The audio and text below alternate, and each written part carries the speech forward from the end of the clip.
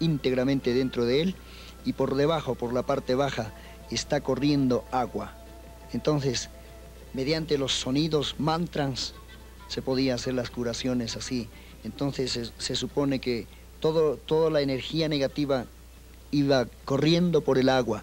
Los sonidos que se producen dentro de la misma persona, mantralizando así a viva voz, produce unas energías tremendas y especiales que van produciendo un efecto de curación para el indivíduo. Veja que as técnicas da ciência, não é, somadas a uma ciência intermediária que conhecia muitos planos de existência da gente, de nossa vida astral, da nossa vida energética, e que já consciente disso, eles manuseavam aquilo que hoje a ciência ainda se demora a aceitar.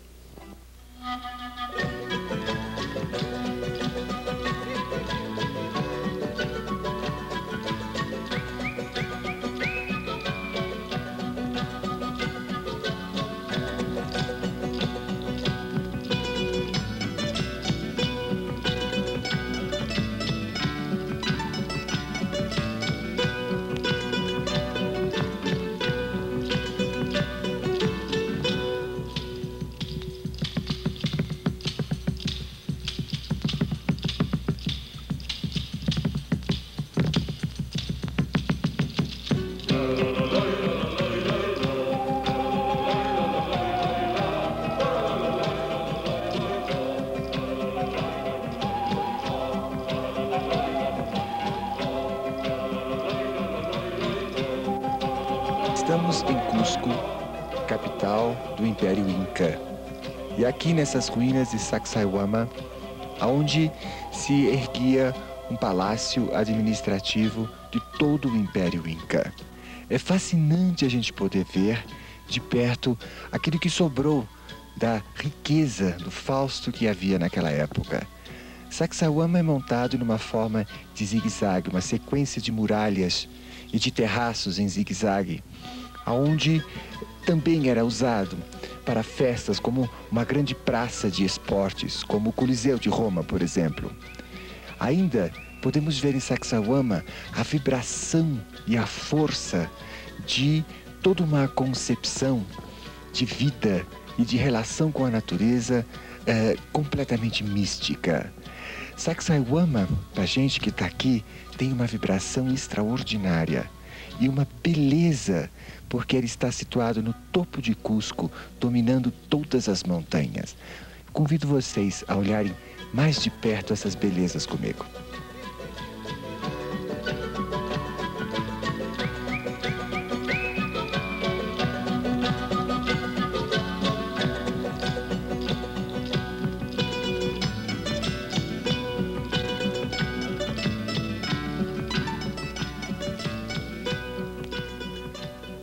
Na verdade, Sacsayhuama tinha 3 funções no Império Inca. A função religiosa, para celebrar as festas, a função administrativa e uma função militar, onde podia, daqui de cima, uma fortaleza, guardar toda a cidade, porque os incas eram guerreiros. Sacsayhuama também traz consigo marcas nas suas pedras dos seus deuses principais, que era o Condor, a cobra, a serpente e o Puma, todos eles representando divindades. Havia também nessas pedras muitas marcas de 3, 9 ou 12, sempre usando números cabalísticos, como por exemplo 12 deuses, 3 portas, as pedras arrumadas em números de 3 ou 6, sempre preocupados com a visão cósmica, com o sentido mais profundo de uma relação entre o homem e o mundo espiritual. Aqui nós podemos ver as ruínas, os alicerces do que foram essa praça de palácio, de templos, que dominava Cusco. Todas as pedras foram tiradas daqui pela colonização dos espanhóis católicas. Aí vocês podem ver a praça principal com a igreja dos jesuítas, onde foram levadas umas pedras do templo para fazer as casas dos colonizadores. Na verdade, toda a cidade de Cusco foi idealizada pelos incas sobre a forma de um puma, aonde Sacsayhuama era a cabeça do puma, ali na praça da igreja, o coração.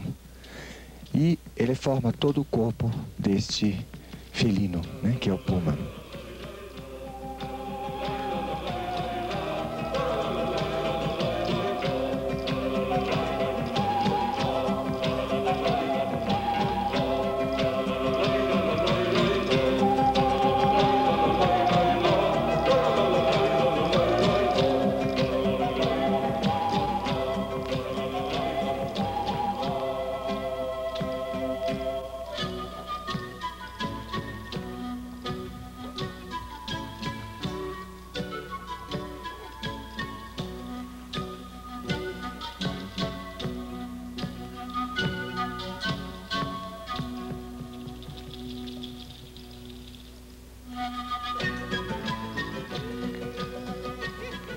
Gente, é realmente fantástica a energia aqui no centro desse círculo. Porque os 3 círculos, né? O primeiro é o círculo do Sol, o segundo o círculo da Lua e o terceiro o círculo das constelações das estrelas. Exatamente aqui onde eu estou, na época deles, havia água e uma grande estátua no centro, uma plataforma, onde os sacerdotes se colocavam para se comunicar com o mundo astral. Porque toda a cultura inca vinha da sua astrologia, da sua comunicação com as estrelas, com as outras dimensões. Aí eles pegavam as informações e aí decidiam, planejavam o seu ano, não é? Sobre colheitas, sobre a plantio, sobre a criação dos animais, sobre as festas que eles faziam, dos rituais, né? Todas as oferendas que o xamanismo normalmente tem. E, ao mesmo tempo, também as decisões militares, as decisões das grandes famílias, principalmente da família Inca, que era a família nobre, a família dominante. Deste ponto, gente, é um ponto muito importante onde eu estou, porque daqui eu tenho todo o universo. Eles colocaram numa montanha muito mística, muito forte, com uma energia muito forte. Daqui eles têm uma irradiação de energia para todo o império que exercia a sua dominação, uma dominação inclusive energética. Então, ao ficar aqui, pena que vocês não podem estar aqui conosco, para vocês sentirem a energia que tem esse lugar. E à medida que eu entrei aqui, abriu assim na minha cabeça, abriu meu chakra e comecei a sentir uma energia maravilhosa entrando em mim. Você veja que eles conseguiram unir todas as ciências ocultas, as ciências astrais com a vida cotidiana e criaram esse império fantástico.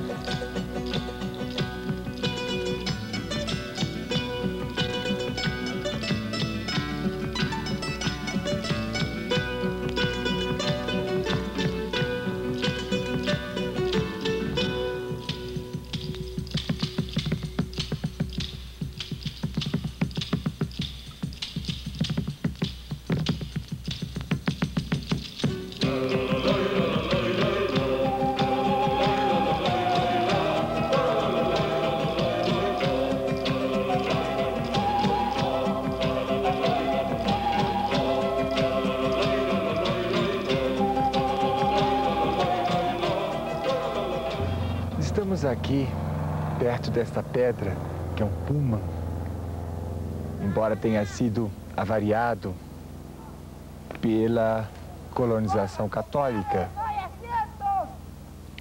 em Huengo, que quer dizer, em Quechua, que era a língua dos Incas, zigue-zague, ou seja, eles representavam em zigue-zague o raio ou a água. Na verdade, gente, esse lugar que eu estou é um lugar de cerimônias. E vamos entender um pouquinho sobre a religião deles, que se aproxima muito do nosso xamanismo, ou seja, da Umbanda, do Candomblé. Na verdade, os arqueólogos chamavam essas imagens de deuses. Nós sabemos que essas imagens são representações de entidades astrais, de forças da natureza, de forças astrais sempre representadas por espíritos, por entidades que se comunicavam, obviamente, com os sacerdotes, como os nossos pais de santos. Essa praça que eu estou se comemorava a alegria da vida. Eram festas em homenagens à alegria de viver, ao prazer de viver, onde havia bebida, danças. E, para vocês terem uma ideia, havia 12 deuses importantes para eles, 12 forças da natureza importantes. Os 3 primeiros eram os deuses animais, que eram o puma, o falcão e a serpente. Depois havia os deuses da vida física, que era exatamente o sol, a terra e a água. Havia também os deuses astrais.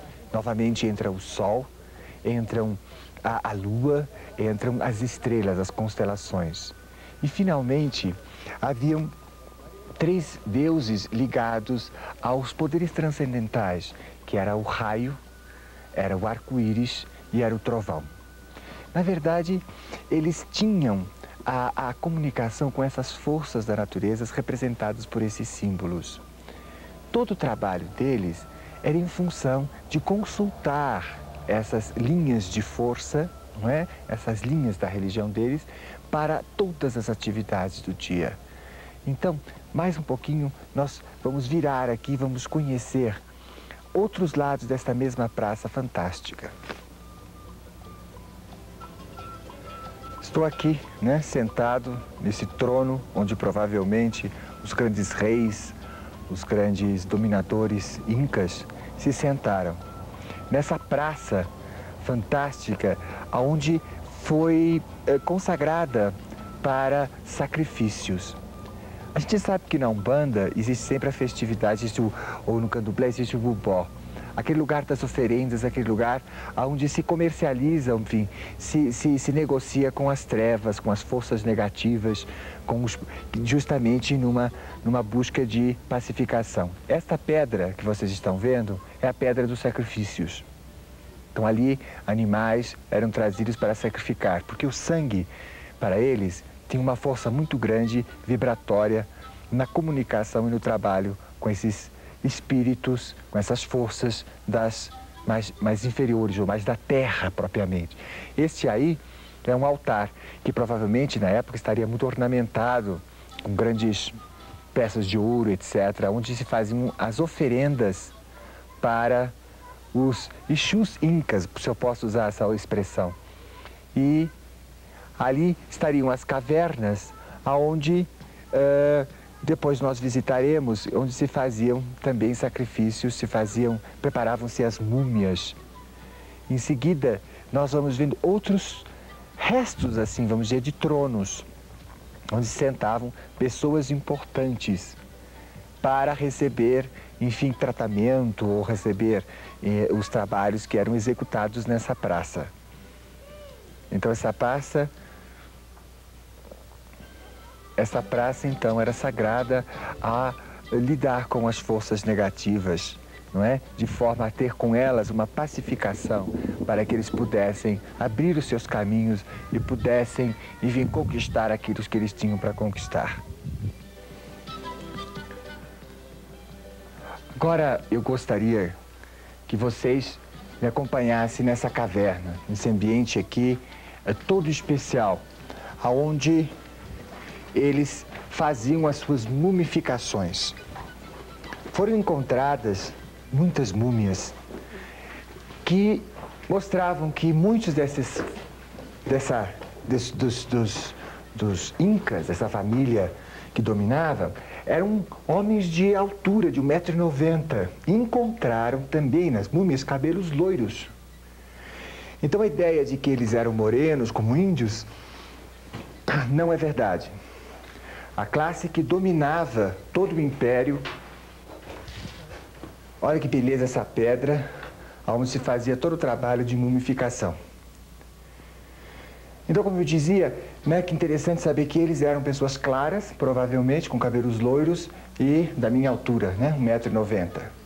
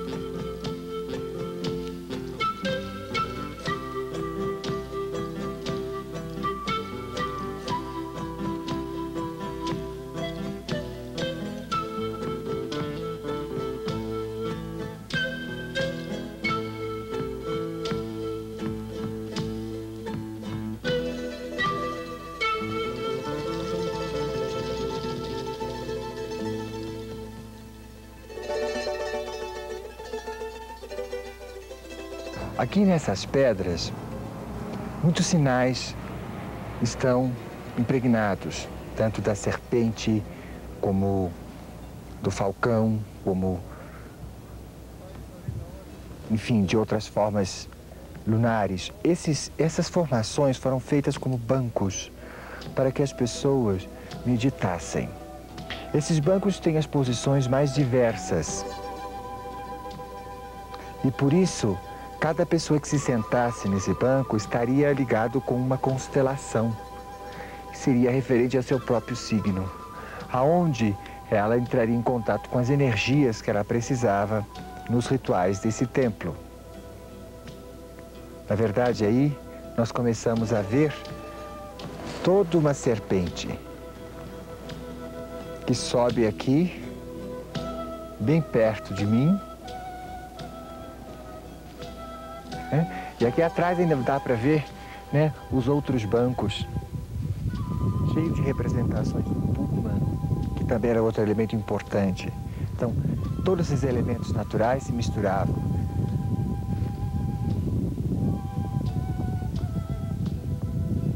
Cheio de significados, cheio de simbologia, porque toda a religião era como uma psicologia, uma terapia para eles,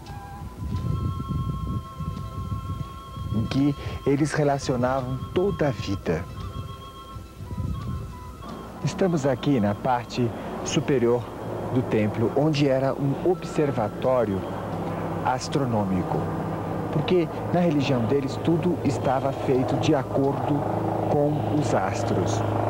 Se vocês olharem aqui embaixo, aqui tem um aparelho que provavelmente na época deveria ser revestido, ficou apenas o esqueleto. Mas pelo esqueleto se pode ver que é um aparelho astronômico.